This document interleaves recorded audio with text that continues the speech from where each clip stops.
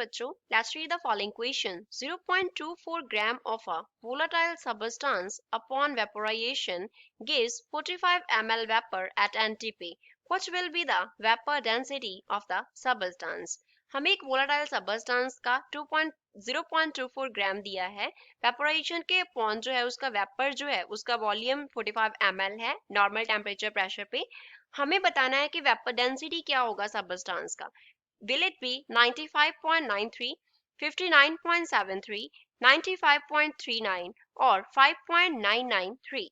So first of all, we will talk about the key concept used in the question. इस question में हम क्या key concept apply करेंगे? तो इसमें हमें निकालना क्या है? Vapor density निकालना है. Vapor density. Vapor density जो है ये हमारे पास equal होती है किसके?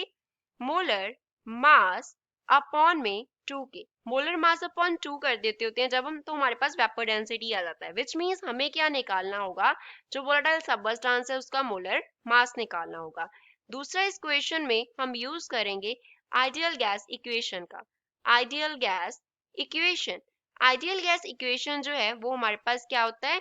PV is equals to nRT होता है. P जो है वो डिनोट करता होता है प्रेशर को.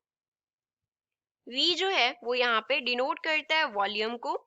N जो है वो यहाँ पे डिनोट करता है नंबर ऑफ मोल्स को. N is number of moles. R जो है वो रिप्रेजेंट करता है गैस कांस्टेंट को. R गैस कांस्टेंट होता है. T जो है वो रेफर करता है टेम्परेचर को. T is temperature.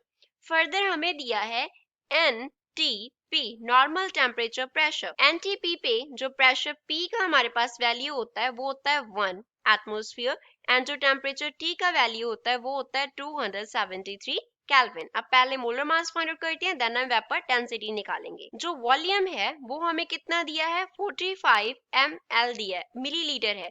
तो हम वॉल्यूम को क्या लिखेंगे?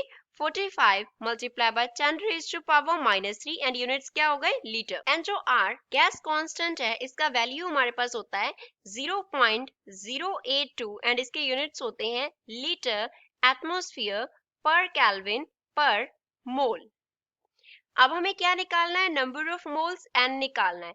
N को निकालने के लिए हमारे पास फॉर्मूला होता है गिवन मास अपॉन में हम कर देते होते हैं molar mass. Given mass upon molar mass. Suppose given mass को हम स्मॉल m से डिनोट कर रहे हैं, मोलर मास को कैपिटल M से डिनोट कर रहे हैं. तो जो गिवन मास स्मॉल m है वो हमारे पास गिवन है 0.24 ग्राम. तो यहाँ से हम कैपिटल M निकाल पाएंगे. कैसे?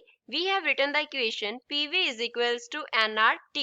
तो इसे हम फर्दर राइट कर सकते हैं PV is equals to mRT upon में कैपिटल M. तो यहाँ से कैपिटल M है वो कैसे निकाला जाएगा? Capital M will be equals to mRT upon में हो जाएगा P into V.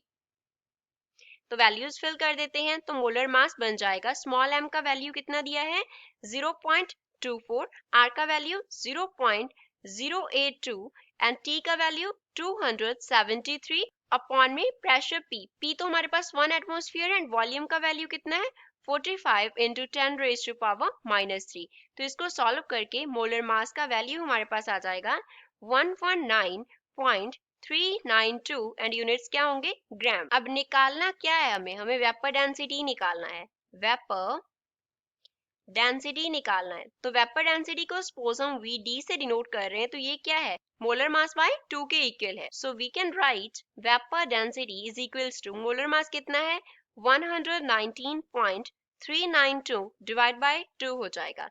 Which means vapour density कितना होगा? इट विल बी 59.73 होगा. So this is final answer for the given question. ये गिवन क्वेश्चन का हमारे पास आंसर है. और वेपर डेंसिटी हमारे पास क्या होता है? यूनिटलेस होता है, क्योंकि जो ये हमारे पास मॉलिक्यूलर वेट ऑफ एयर होता है, that is molecular weight of air. हम वेपर के मॉलिक्यूलर मास को, यहाँ पे हमारे पास क्या है? मोलर मास है किसका? ऑफ वेपर का. उसको हम कंपेयर करते हैं मॉलिक्यूलर वेट ऑफ एयर के साथ. तो ये ग्राम और ग्राम कैंसिल हो जाते हैं. तो जो वेपर डेंसिटी है वो हमारे पास क्या होता है? It is unitless. ये यूनिटलेस होता है. तो गिवन क्वेश्चन में हमारे पास गिवन ऑप्शन में से सेकंड इस क्वेश्चन का करेक्ट आंसर है. I hope you understood it well. Thanks.